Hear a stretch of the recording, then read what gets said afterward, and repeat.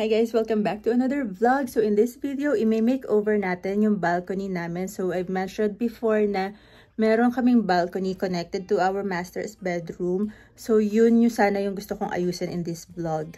The next clips that you will see happened on several days. Hindi lang siya overnight na inayos ko. Ganun, hindi ko kaya, besh. Kailangan kong mamili ng iba't ibang gamit for the balcony, ganun. Tapos hindi ko pa talaga alam kung paano yung design na gusto ko. So, pakonti-konti lang. Huwag naman isang baksakan na gasto. So, yun. Pakonti-konti bumili ako ng mga gamit na alam kong gusto ko na magkaroon sa balcony namin. Kaya, in several days yung clips na papakita ko sa inyo. But anyway, let's get started. I wasn't planning on vlogging today. Gusto ko lang sana magpahinga. And as usual, I have my laundry here. Tapos, ayun, bala ko lang sanang itabi na yung laundry talaga. Tapos, I'm going to rest and maybe watch a movie lang ngayong rest day ko na to. But the weather's so nice. Kakauwi lang namin ni Kayla from the library actually. Magpa-vlog sana ako doon, pero first time kong pumunta eh. Kaso, ayun, medyo nahiya ako. Kasi may mga nag-aayos. Pero next time papakita ko sa kanya, it was so nice.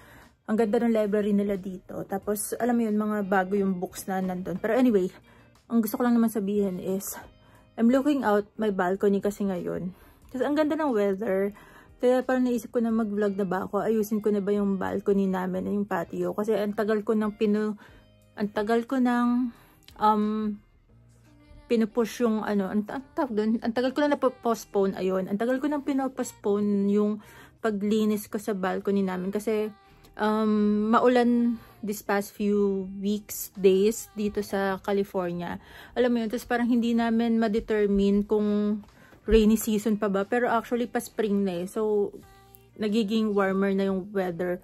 Pero ayun nga, paminsan-minsan kasi biglang uulan. Kaya ayoko naman sanang ayusin ko yung balcony tapos biglang umulan. Pero ang ganda kasi talaga ng weather. Pakita ko sa inyo.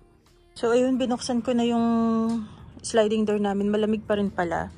Pero ayan, this is how the balcony looks like. As you can see, ito hindi pa rin namin natatapan. Tapos maulan nga, so parang nag-mold ba yun? Parang ganun. Nagkaroon ng ano dun sa floor namin. Kaya kailangan kong walisin. I don't know if I can scrub them. Tapos, ito if you remember, napakita ko ito sa previous sa mga dati kong vlog. Nasa patio namin to sa baba. Pero, ayun, basta papakita ko na lang din sa inyo. Bumili kasi ako ng something new for the patio downstairs. Kaya inakyat ko to. Pero, ayun, inisip ko kung lalatagan ko naman kasi ng cover. Pero, ayun, gusto ko na nga linisin. Kasi, ang ganda ng weather. Parang sarap tumambay dito for now.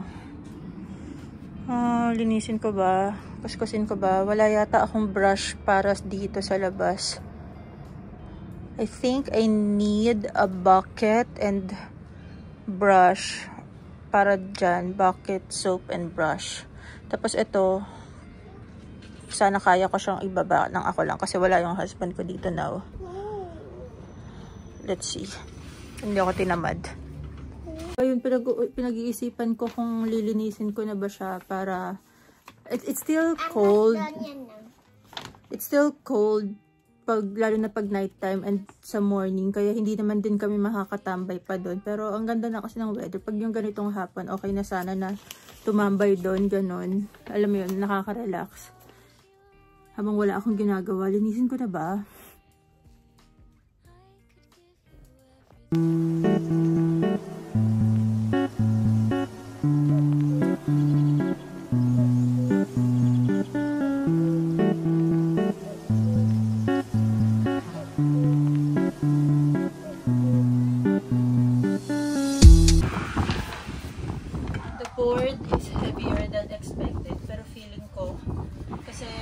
Namin siya naiwan dito, tapos yun nga nag-uulan, so alam mo yun, soak na siya with water.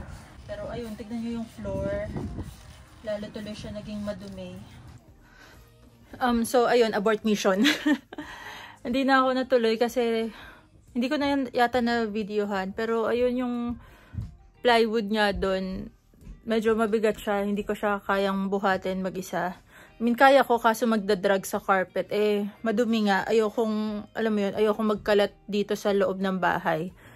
Tapos, ayun, yung anak ko kasi, yung panganay ko, he had a minor accident in school. So, nagpapatulong sana ako sa kanya na buhatin yung pababa. Pero, ayun nga, medyo masama yung pakiramdam niya. Hindi niya magpapahinga daw muna siya. So, ayoko naman pilitin, syempre, na bumangon siya para lang tulungan ako magbitbit ng plywood.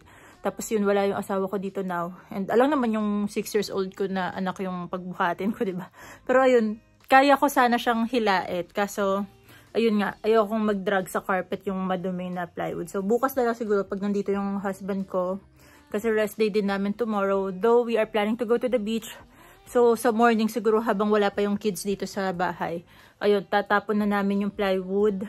Tapos, lilinisin ko na yung balcony para, alam mo yun, pwede na namin siya tambayan ngayon habang pa-spring na. Kasi ang ganda ng panahon. Yun nga lang, medyo malamig pa yung hangin. Pero kaya rin ang tumambay sa labas.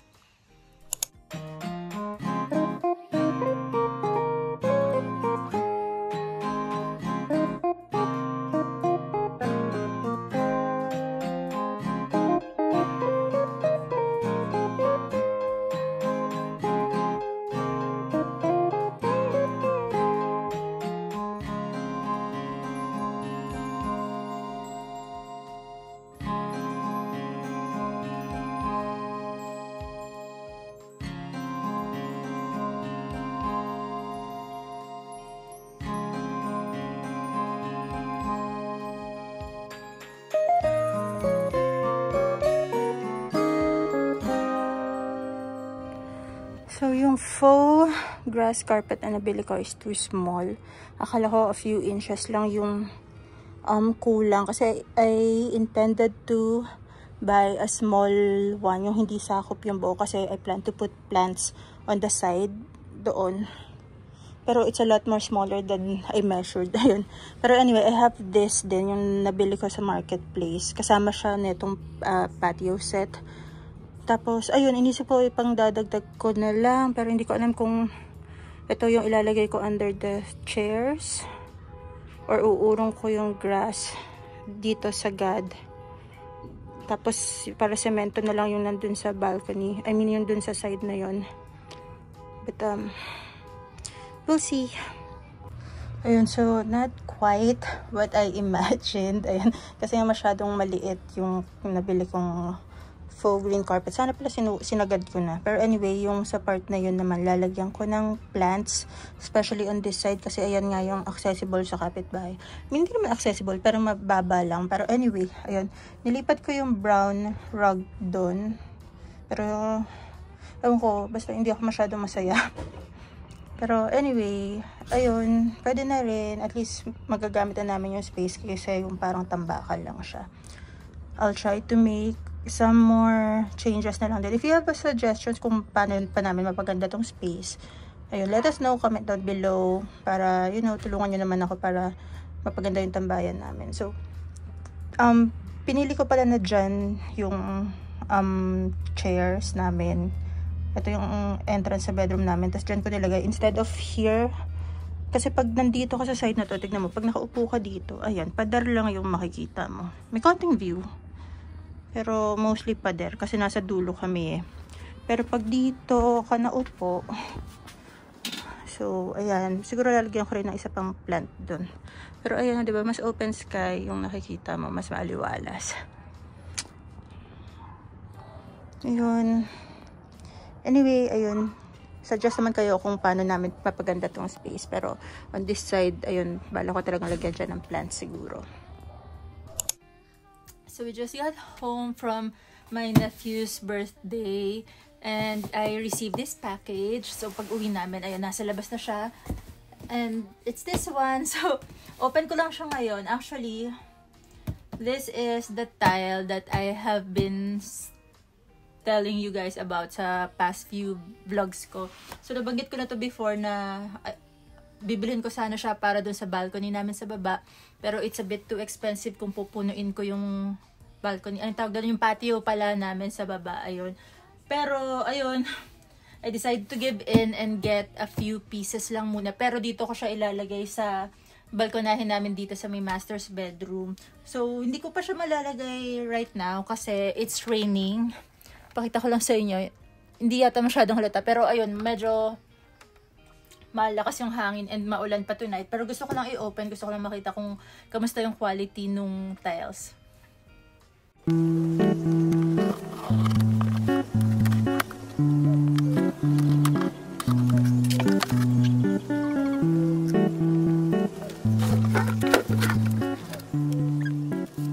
Okay, so wala akong scissors right now, pero this is how it looks like. Ito yung binili kong design. So, malaki rin siya, in fairness. Tapos, pag binuo mo siya, magiging ganito yung itsura. Pero, ito kasi konti lang muna yung kinuha ko. So, hindi ganitong buong balcony yung pupunuin ko na ganito. Balak ko lang sana dito is on the edge lang. Kasi, as you saw sa previous clips ko or sa previous vlog ko, nung inayos ko yung balcony, kulang yung fake grass na nabili ko, yung fake grass na carpet na nabili ko. So, ito, ilalagay ko lang sana doon sa edge para ma-cover up lang yung parts na walang carpet. Ayan. Gusto ko na sana ilagay. Medyo na-excite ako. Konti lang nga yung binili ko, pero gusto ko na sana makita. Dito ko lang naman siya ilalagay sa may, dito sa more door. So, i-move ko yung carpet pag ganon, hanggang doon sa edge na para ma-cover up yung cement, itong part na to. I-move ko na doon, tapos dito ko ilalagay itong tiles para yung apakan once you step out of the sliding door, ganon. Pero, umuulan, besh, tsaka ang lamig ng hangin. Pero anyway, ayun. Pag hindi umulan bukas ko na lang ito gagawin pagka uwi ko, after work. It has been raining the whole day, pero hindi ako mapakali. Kasi right now, it's 6 PM, tapos tumigil na yung ulan. Gusto ko na ikabit to, as in, naghihintay sana ako until may rest day para ikabit to. Pero I'm so excited. Kaya habang walang ulan for now, uurong ko na yung carpet, yung rug na nasa labas, iuurong ko na doon. And then ikakabit ko na to. Bahala na si Batman. I know it's a bit wet outside. Kaya bahala na. Pero gusto ko na talaga ikabit to.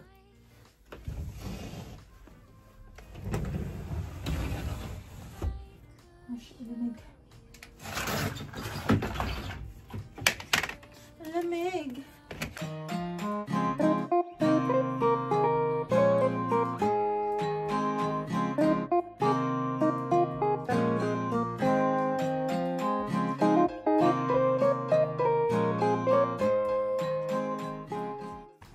Ayun, it started raining na, pero I'm done with all the tiles and I think it's looking so much better. Kinulang ako ng isa doon, pero iniisip ko if kunin ko tong isang nandito sa sulok and then lipat ko yun doon kasi I'm planning to put a big pot here naman, a big plant here.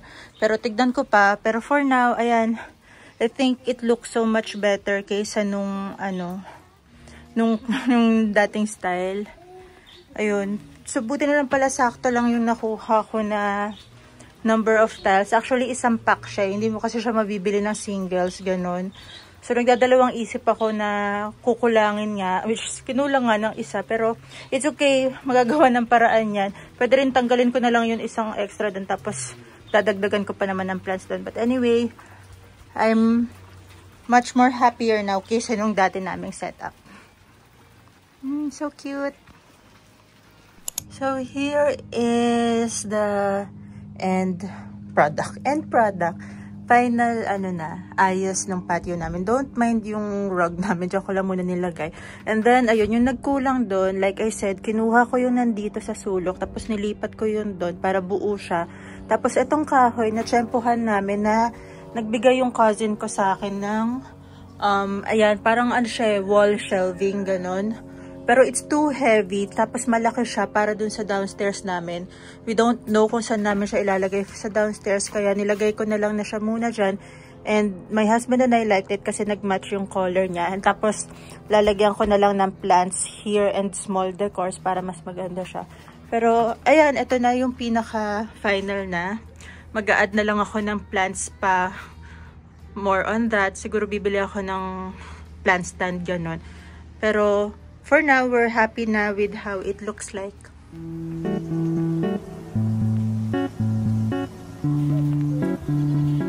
overall, my husband and I are so happy with how our balcony turned out. So super simple lang niya. Kulang na lang ng konting plants and decors here. Like siguro maglalagay ako ng succulents there.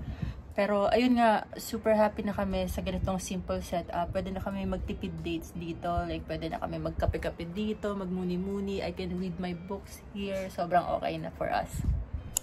So anyway, that is it for this vlog, guys. If you have any other suggestions or comments kung paano pa namin mapaganda yung bahay namin on a budget, please comment down below. Kwentuhan tayo and I'll see you on my next vlog. Bye!